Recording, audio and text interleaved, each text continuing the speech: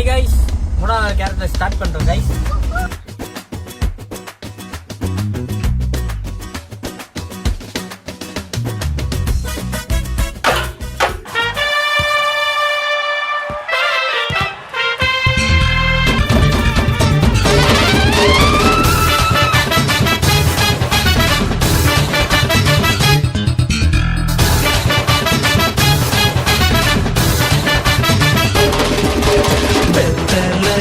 பிறந்தவரை போற்றி தூதி மனமே, இன்னும் வெத்தலையில் பிறந்தவரை போற்றி தூதி மனமே.